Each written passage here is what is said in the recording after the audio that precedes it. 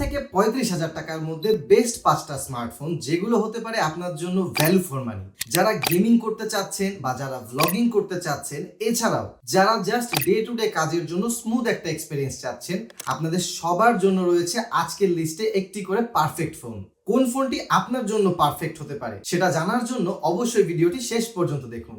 চলুন বন্ধুরা, কথা না বাড়িয়ে শুরু করা যাক।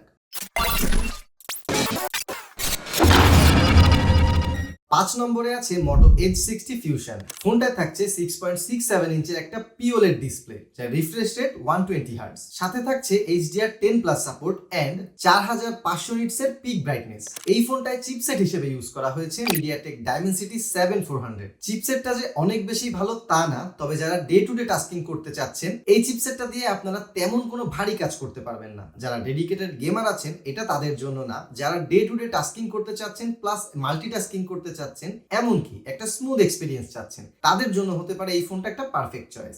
রিয়ার প্যানেলে থাকছে দুটি ক্যামেরা, 50 মেগাপিক্সেলের একটি মেইন ক্যামেরা এন্ড 13 মেগাপিক্সেলের একটা ultra wide camera. Front facing camera থাকছে 32 মেগাপিক্সেলের। সাথে পেয়ে যাবেন 5500 মিলিঅ্যাম্পিয়ারের একটি ব্যাটারি এন্ড 68 ওয়াটের একটা চার্জার। বর্তমানে বাজারে এই ফোনটার 12 জিবি এন্ড 256 জিবি যে ভ্যারিয়েন্টটা আছে, সেটার প্রাইস পড়বে 30,000 টাকা। 4 নম্বরে আছে IQ Z10 Turbo Pro। 6.78 ইঞ্চের একটা অ্যামোলেড প্যানেল থাকছে এই ফোনটাতে, যার রিফ্রেশ রেট 144 হার্টজ। এর পাশাপাশি থাকছে 4400 নিটসের পিক ব্রাইটনেস। চিপসেট হিসেবে ইউজ করা হয়েছে স্ন্যাপড্রাগন 8s Gen 4। এই চিপসেটটা বেশ পাওয়ারফুল একটা চিপসেট। যারা গেমিং এর জন্য একটা ফোন খুঁজছেন, তারা অবশ্যই এই ফোনটাকে চুজ করতে পারেন। ফোনটা রিয়ার প্যানেলে থাকছে 50 মেগাপিক্সেলের একটা মেইন ক্যামেরা, 8 মেগাপিক্সেলের একটা ultra wide camera and front facing camera থাকছে 16 মেগাপিক্সেলের। এই ফোনটা দিয়ে আপনারা সর্বোচ্চ 4K তে ভিডিও রেকর্ড করতে পারবেন। পেয়ে যাবেন 7000 মিলিঅ্যাম্পিয়ারের একটা ব্যাটারি এন্ড 100 ওয়াটের একটা চার্জার। বর্তমানে এই ফোনটার 12 জিবি এবং 256 জিবি যে ভ্যারিয়েন্টটা আছে, সেটার প্রাইস পড়বে 33,500 টাকা। 3 নম্বরে আছে OnePlus C5।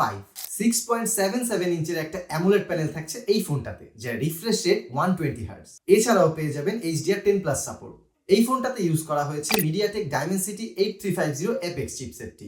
এই বাজেটের মধ্যে সেরা চিপসেট না হলেও এই চিপসেটটাকে কিন্তু আপনি ফেলে দিতে পারবেন না। এটা কিন্তু বেশ ভালো একটা চিপসেট। থাকছে 50 মেগাপিক্সেলের একটা মেইন ক্যামেরা, 8 মেগাপিক্সেলের আলট্রা ওয়াইড ক্যামেরা এন্ড 16 মেগাপিক্সেলের একটি ফ্রন্ট ফেসিং ক্যামেরা। সাথে পেয়ে যাবেন 5200 মিলিঅ্যাম্পিয়ারের একটি ব্যাটারি এন্ড 80 ওয়াটের একটা চার্জার।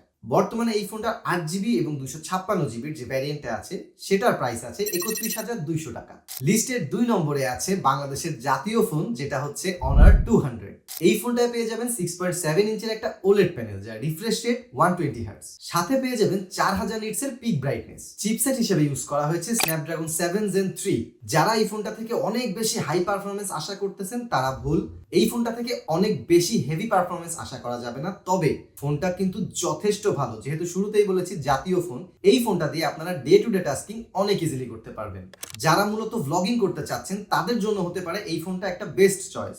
কারণ এই ফোনে আছে 50 মেগাপিক্সেলের একটা মেইন ক্যামেরা, 50 মেগাপিক্সেলের একটা টেলিফটো লেন্স, 12 মেগাপিক্সেলের একটা আলট্রা ওয়াইড ক্যামেরা এন্ড 50 মেগাপিক্সেলের একটা ফ্রন্ট ফেসিং ক্যামেরা। এক কথায় বলতে পারেন ক্যামেরার ফুল একটা প্যাকেজ নিয়ে হাজির হয়েছে Honor 200। ভিডিও রেকর্ডিং করতে পারবেন সর্বোচ্চ 4K 30 FPS এ। সাথে থাকছে 5200 মিলিঅ্যাম্পিয়ারের একটি ব্যাটারি এন্ড 100 ওয়াটের একটি ফাস্ট চার্জার। বর্তমানে বাজারে এই ফোনটার 12 জিবি এবং 512 জিবি যে ভ্যারিয়েন্টটা, সেটার প্রাইস আছে 32,500 টাকা। এবারে চলে আসি আমাদের লিস্টের 1 নাম্বার ফোন, যেটা হচ্ছে Turbo 4 Pro।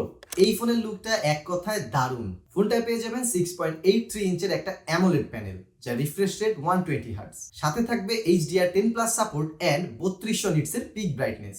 চিপসেট হিসেবে ইউজ করা হয়েছে স্ন্যাপড্রাগন 8s Gen 4।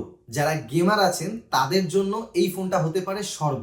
এই ফোনের পারফরমেন্স একদম টপ নচ। থাকছে 50 মেগাপিক্সেলের একটা মেইন ক্যামেরা, 8 মেগাপিক্সেলের একটা আলট্রা ওয়াইড এন্ড 20 মেগাপিক্সেলের ফ্রন্ট ফেসিং ক্যামেরা। সর্বোচ্চ ভিডিও রেকর্ডিং করতে পারবেন 4K 60 FPS এ। ব্যাটারি হিসেবে পেয়ে যাবেন 7550 মিলিঅ্যাম্পিয়ারের একটা হিউজ ব্যাটারি এবং সাথে থাকবে 90 ওয়াটের একটা ফাস্ট চার্জার। বর্তমানে এই ফোনটার 12 জিবি 256 জিবি যে ভ্যারিয়েন্টটা, সেটার প্রাইস আছে প্রায় 32,000 টাকা। সো ভিউয়ার্স, এই ছিল আমাদের আজকের 5টা বেস্ট ফোন 30 থেকে 35,000 টাকার বাজেটের মধ্যে, যেগুলো আপনার জন্য হতে পারে ভ্যালু ফর মানি। আপনাদের কার কোন ফোনটি পছন্দ হয়েছে সেটি আমাদেরকে অবশ্যই কমেন্ট করে জানাবেন এবং পরবর্তীতে কোন ফোনের রিভিউ দেখতে চান সেটাও আমাদেরকে কমেন্ট করে জানাবেন। দেখা হচ্ছে নেক্সট ভিডিওতে।